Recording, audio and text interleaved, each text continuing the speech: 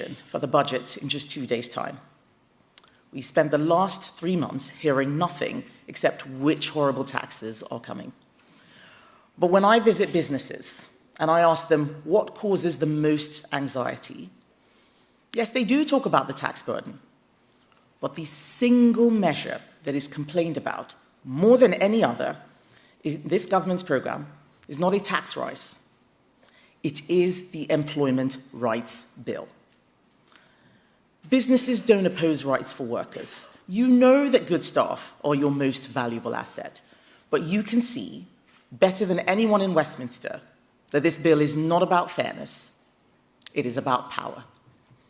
It is about putting unions in charge of your workplace and sending you the bill. So I want to explain why Conservatives oppose it, why we will repeal the terrible measures in it, and how that fits into a bigger Conservative plan to get Britain working again. First, let's be clear what we are dealing with. This bill is not a little tweak to modernize the law. It is a 330-page assault on flexible working written in the TUC's headquarters, designed to drag Britain back to a world where unions call the shots and employers carry the blame. For 30 years, flexible labour markets have been one of Britain's real strengths. They allowed us to create millions of jobs after the financial crisis. They helped us keep unemployment much lower than competitor countries. They are one of the reasons we became the largest exporter of financial services in the world right up till 2024. This bill rips that up. Take day one tribunal rights. Under this bill, a new hire can turn up at 9 in the morning and lodge a claim with an employment tribunal before they've even worked out where the toilets are. There are already 491,000 claims in the tribunal backlog. Yes, you heard that right. 491,000 claims right now. It takes about 2 years for a case to be heard. Most employers are told by their lawyers to settle, even when they have done nothing wrong, because it is not worth the hassle or the expense to fight the case. That does not protect workers. It just makes hiring riskier, slower, and a lot more expensive. It is a gift to the litigious and a disincentive for anyone who wants to give someone a job. Then there is the de facto ban on seasonal and flexible work. If a university undergraduate, a student, anyone chooses to get a Christmas job and works 40 hours a week in the 3 months to December, they then have the right to those same hours in January, February, and March. Except there's no demand then. There's no need for extra staff or the money to pay them. So a measure designed to ensure employment does the opposite and everyone loses. You know what happens then. Rational employers stop taking on seasonal staff at all. The farm does not hire the extra fruit pickers, the hotel does not take on staff for the summer, and of course, the high street shop does not offer Christmas jobs. These are the very opportunities that got many of us started. My first job was on the high street. I started at McDonald's, and then I got a job in New Look, part-time. Those were the places that gave me a chance to learn. Many of you in this room probably had your first job during a summer holiday or on a Christmas shift. These opportunities are at a real risk of disappearing because of this legislation. And there is more. Let's look at the so-called right to roam. Under this bill, any union with designs on your workforce gets the legal right to march into your private business to recruit members. If you employ 21 or more people, that union can insist that you gather your staff, give it physical access to your workplace, and even provide a platform on your internal digital networks for the union. And they can do this every single week. It's in the legislation. This is not industrial relations. This is industrial intimidation. And then we have lower strike thresholds. Today, unions need a 50% turnout to call a lawful strike. Under Labour's bill, that safeguard is attacked. There just needs to be a majority of those who turn out in favor of strike action. So to use an extreme example, in a workforce of 1,000, if only 3 people choose to vote and 2 of them vote to strike, the entire organization can be held to ransom. Yes, this is an extreme example, but it is to highlight the absurdity of these provisions. This is what happens when you design law in a back room at the TUC instead of in the real world. None of this is about giving ordinary workers a fair deal. It is all about giving union barons, bureaucrats, and employment lawyers more power. So when I say that this is not a pro-worker bill, I mean it. It is a pro-union, anti-business, anti-growth blueprint. It punishes the people who create jobs, and it will hurt the very people that it claims to help. That is why Conservatives will repeal every job-destroying anti-business measure in it. Britain cannot prosper with a state that smothers ambition and a labour market that is designed solely for union bosses rather than for the millions of people who want to work, hire, build, and grow. Now, some people will say that this is all exaggerated. They will say it is about fairness and that somehow Britain can absorb all of this without cost. You know that that is not true. It will cost businesses £5 billion. Peter Kyle said this morning that the government's #1 priority is growth. This destroys growth. That £5 billion that will have to be met with higher prices or fewer jobs. I do not believe that a government that has growth as a #1 priority will be pushing this. They have their heads in the sand. I heard Peter Kyle today say that there are going to be 26 consultations, so it's going to be all right. It is not going to be all right. And if 26 consultations are what you need to fix things, then you have a really, really big problem. We do not have a growth problem in the UK because British people need more rights. We have a growth problem because the state is too big. Fewer and fewer people are working to support more and more people out of work and living on welfare. The rider is getting heavier than the horse. And then look at the productivity costs. Every hour spent dealing with a tribunal claim is an hour you are not spending on a new product.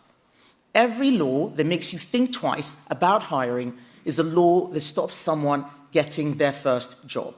Every regulation that moves risk from the state to the employer nudges investment out of Britain and into countries that still understand reward. Right now, Britain needs more people in work, more investment, more experts, more risk-taking, not more rules. We need to get Britain working again. That is how we pay for our NHS. That is how we fund defence. That is how we look after the vulnerable. Keir Starmer talks the talk of national renewal and growth, but he walks the walk of stagnation and decline. And that is why this bill is such a problem. It attacks the very flexibility that made us resilient in the past. It tells investors that our politics is moving in the wrong direction. It makes it harder to hire, harder to fire, harder to adapt. It is the opposite of what a serious pro-growth strategy would look like, and the price tag is eye-watering. The government's own impact assessments put that cost to employers at £5 billion a year. This wasn't us that made up that number. That has come from the government, and they're still doing it. So who are we fighting for when we oppose this bill? It's very clear. We are on the side of the small business that cannot afford an in-house legal team, but still wants to take a chance on a young apprentice. We are on the side of the saver and the pensioner whose livelihoods depend on this country actually growing.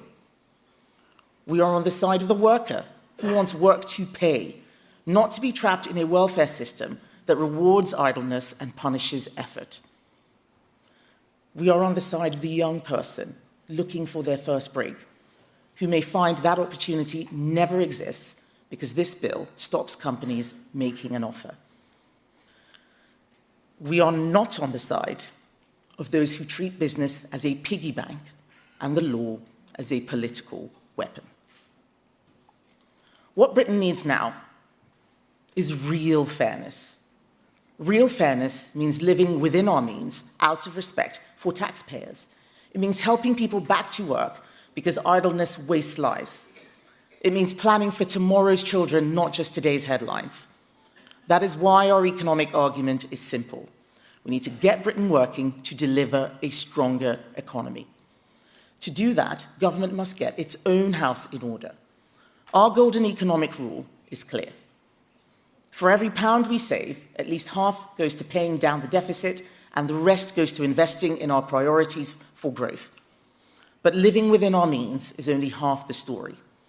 We also need a state that stops suffocating enterprise.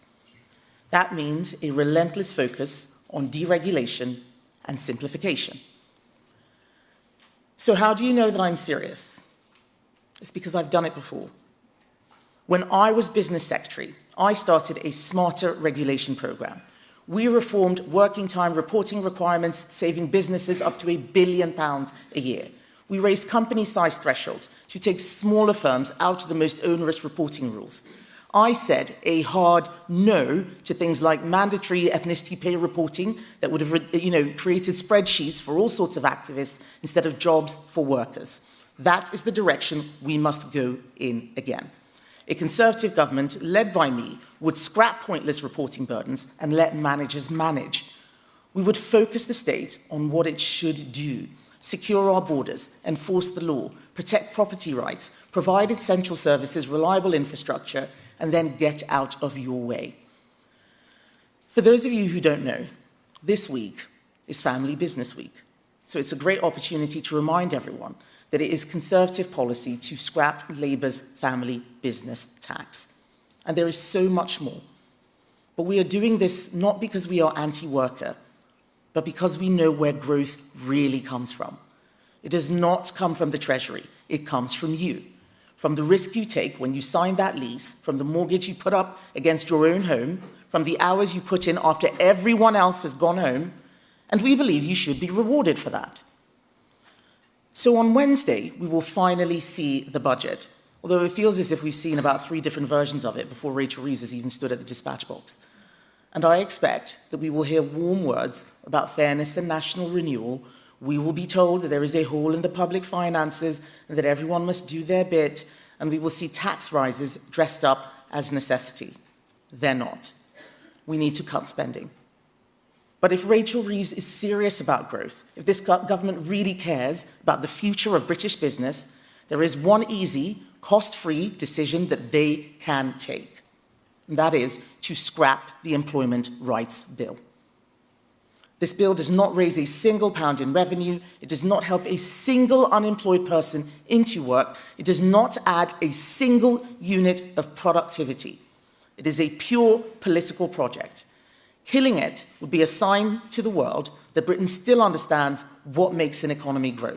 And if the Chancellor had any sense and any regard for business, she would use the budget to say, "We got this one wrong," and then she would drop it. It would be the cheapest pro-growth measure in the Red Book. And if she does not, then I repeat my promise.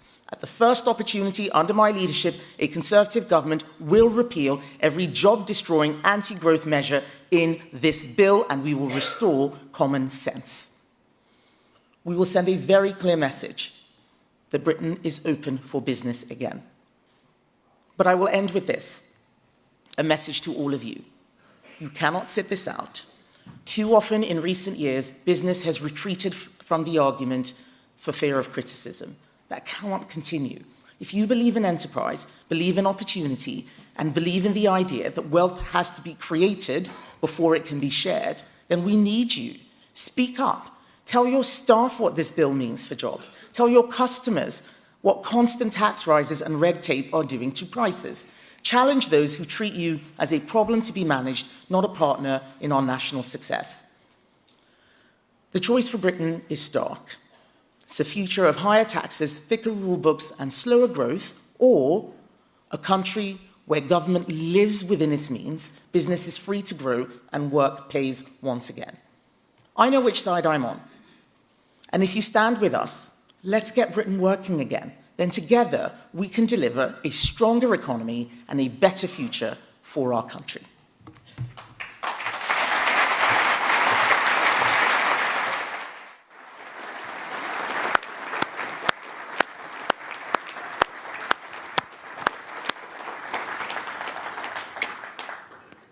Wow. That's really good. And you may know that on the Employment Rights Bill, that the CBI has been chirping almost as loudly as Andrew Griffiths has on the iniquities of it. But do you sense now, you are, 15 months into your job, do you sense 12 months. What? 12 months. Is it only 12? It's Only 12. Time flies when you're having fun. We're going to come to questions in a moment. But do you feel that you're getting better at it? Well, like any job that you're doing for the first time, yes, of course you do. Yeah. I don't know anyone who was at their best on their first day. And in fact, you should be worried at anybody who's at their best on their first day. Yeah. I mean, just even understanding what we were dealing with, what the landscape was going to be. But it's getting clearer and clearer, the direction the country is going. It's very hard to be in opposition if you can't see what it is you are opposing. And you look at the last budget, there was a lot of talk about growth. We haven't seen any growth. There were all sorts of measures around planning. Those things aren't happening. Nothing's happening. We are in stasis. People are leaving the country. I mean, the FT had 1 in 8 business leaders, was at the Telegraph the other day, 1 in 8 business leaders leaving. That's appalling. So it's becoming clear what we need to do. We need to be the party of growth, the party of business, and we need people to hear our message. We also need to acknowledge that we made mistakes in government. You will remember a lot of the things I was banging my head against the wall about. I'm now in charge, and I've started junking all of the silly things which happened, and I've got lots more good stuff that will be coming in due course. Fantastic. Let's go to questions from the floor. There should be paddles going around giving scores out of 10. So can I have a question, please? Question. On the right paddle number. Oh, in the front. And please say who you are. Stephen Hay, the Association of Manufacturers of Domestic Appliances. Kemi, you talked about deregulation, and essentially, you did a lot of work in this area when you were in government. And the Secretary of State also spoke about the fact that he was looking to cut the red tape. But in effect, we're seeing quite a strange situation with regulation at the moment. We're seeing, obviously, great divergence between the UK and the EU. We're seeing regulatory burden, we're seeing regulatory drag, and this cutting the red tape seems like a pipe dream at the moment. So how do you feel about that? Because we certainly are feeling the burden of regulation and duplication of effort, left, right, and centre. And this is costing business, and especially manufacturers, a vast amount of money. You're absolutely right. And one of the things that was supposed to happen after leaving the EU was the divergence should have been in our favour. That did mean us becoming a lot more competitive. And instead, because of lobbying from various pressure groups around the environment, tax and so on, we've ended up trying to compete on regulation by showing that we can do even more. It should be the complete opposite. UKCA, for example, as a certification, as a way of certification, was supposed to free you to do those things. I think a lot more effort needs to be put in there.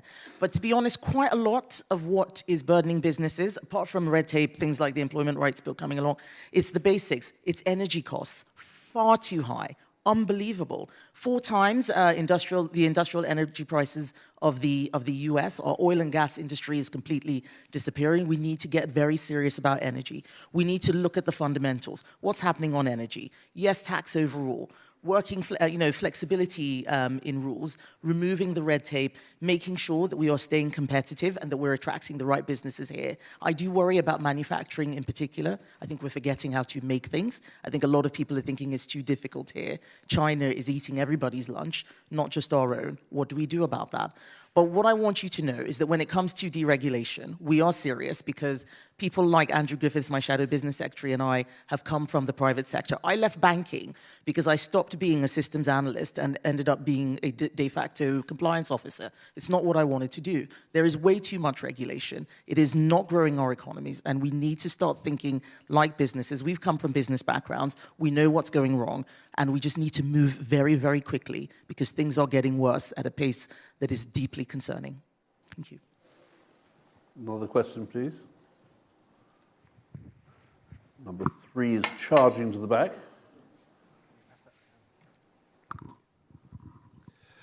Good morning, James Birchall, Telon Capital and Chair of the CBI Business Rates Committee. We've been behind the slab to slice driver and change. One area that we've heard very little from you has been about business rates, which is obviously a huge impact on businesses.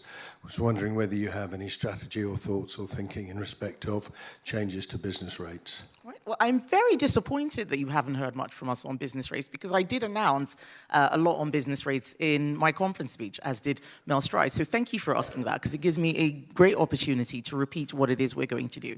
We have said that we need to save the high streets. And the businesses that are suffering in particular are those on the high street. Retail, hospitality, and leisure has been hit with everything from the jobs tax, minimum wage changes, and they are dying. And high streets are a visible signal of decline in many, many communities. We've got to save them. So our policy is to abolish business rates pretty much for the high street. Anyone whose rates are £110,000 or less, we would abolish that entirely. And that will, for retail, hospitality, and leisure. Those are the people who are struggling the most. And that's one of the things that we know will actually revitalize the high street and ease the burden of business rates. What happened in the last budget with the changes, reducing the discounts and so on, caused a lot of stress for businesses across the country. In my constituency, many people just decided to give up. We cannot be in a position where we are causing businesses to give up because it makes sense not to work. We need to get Britain working again. Business rates is another area, like deregulation, where we can do better for a lot of businesses. Thank you. Another question? Yeah. Hello, Tanya Bowers, Association of Professional Staffing Companies. And certainly we support you in your comments around the Employment Rights Bill and how it could destroy jobs before it makes jobs. My question is around industrial strategy. The last government had a bit of a suspicion of an overarching national strategy, which we've now seen with the current government, and the previous talk was around some of the innovations arising from that. As a previous business minister, what's your position on a national industrial strategy? Thank you, Tanya. It's a really good question. I mean, what we saw was industrial strategy changing every 2 to 3 months to the point, 2 to 3 years, to the point where we couldn't call it a strategy. Businesses need certainty. And between Brexit and COVID and a war in Ukraine, it was just going from pillar to post. I think that the best industrial strategy is keeping things simple. That's why we've got a cheap power plan.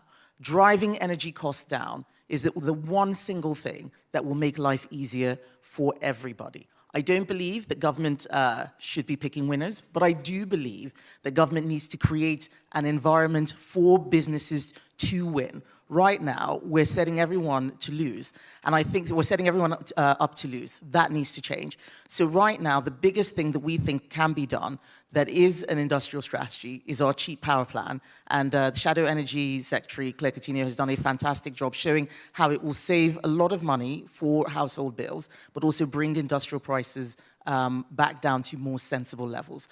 That will then spur growth, stimulate manufacturing, and do a lot more than governments taking bits of pots of money here and putting them in places where it's not actually enough to make a big deal. I don't think lots of businesses scrabbling around for small pots of money is an industrial strategy. Let's focus on something simple that everybody understands, and that's what our cheap power plan is. Another question? May have to be the last, depending on the length of the answer. Okay, hint taken. Hi, I'm Diana Vernieto, Edify Collective Education. But actually, I wanted to ask a follow-up questions regarding the high street. We have seen after Brexit, the duty-free VAT removed, and this would actually seen how France has been thriving, especially on the luxury. What we will do about this in order to, this is a low-hanging fruit to really give the high street a little breather and the luxury industry in the UK. Thank you. Well, thank you very much. This is one of the things which I see as the Treasury never properly modelling dynamic effects.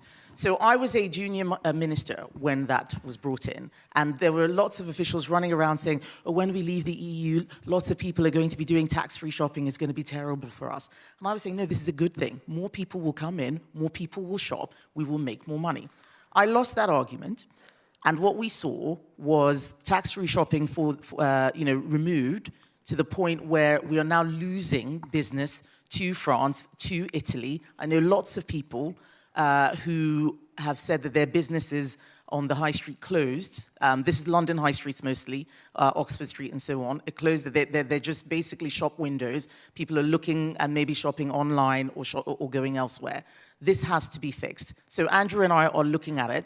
I was very much against the tourist tax. I don't think it's really raised any money. We have lost a lot of competition. It has been bad for the high street. Many people will know when I was business secretary, I did a lot of work with the British Retail Consortium and other luxury goods associations to try and fix this. I think it's something that we can fix. But there is a more fundamental problem, that the Treasury does not model behavior changes when it looks at taxes. It puts up taxes and thinks that everything will continue as it was. You look at VAT on private schools.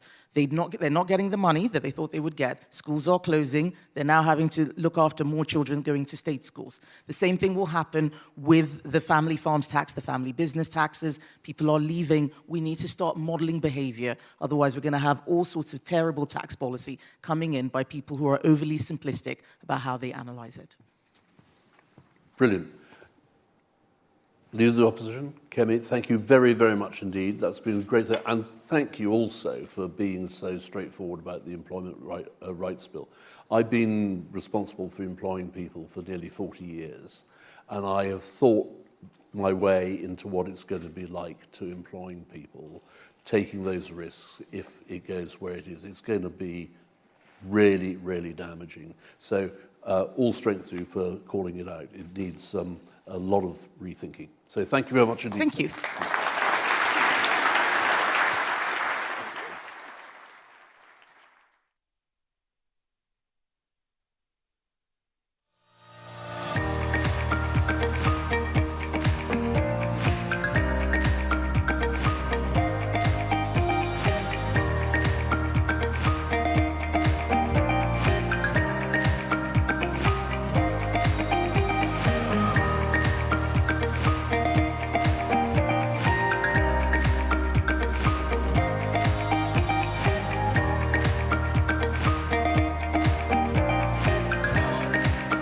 Please welcome to the stage His Excellency Mr. Vikram Doraiswamy and Rain Newton-Smith.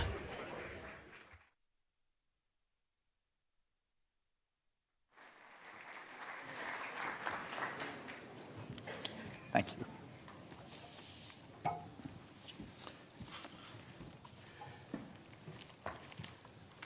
Ladies and gentlemen, thank you for this opportunity to speak to captains of British industry here at this important stage. And thank you for the opportunity to follow upon the Leader of the Opposition. I'm not sure what that suggests you expect out of the India-UK relationship, but I suspect it is at least something that is different. As Monty Python would have said, now for something completely different. I recognize that you have something important coming up later this week, which might be germane to your futures. So I've decided that I would talk to you a bit about something that I trust would be of interest in the context of where we stand globally, which is a bit about why the transformation that's underway in India matters to the UK. And I hope that in the next 15-odd minutes that I have for the speaking portion of this, I will give you a bit of a whistle-stop of why this matters. Of course, I'm reminded by Woody Allen in his famous remark when he said, thanks to a speed reading course, I was able to read War and Peace in 1 hour. It's about Russia. I fear you might have a bit of a sense that you might have heard something about India at the end of this. If that is so, I'd still consider myself successful because it is certainly of interest, I believe, to you. More seriously, as they say, the interesting thing that for those of you who are of my generation, and I suspect a fair few are, The transformation of India is similar to what happened in China in the early 1990s. But it is different because it is taking place in a country of greater complexity and with far more challenges because it has to be done within a democratic polity. That, I think, is the story that is worth telling today. It's an ambitious transformation, and it is an important transformation. Indeed, I believe at this somewhat fraught moment in the world, it is a particularly important transition, important in the sense that it's vital for all of us that we succeed. As we know, national transformations take place through societal progress, economic growth, and the delivery of citizen-centric governance. Taken as a whole, if done well, the net result of these forces is to improve the quality of life for every citizen. Each of these processes is today underway at scale in India. That's easy to say, of course. As a colleague of mine from the British Foreign Office once said, India is the land of big numbers. And so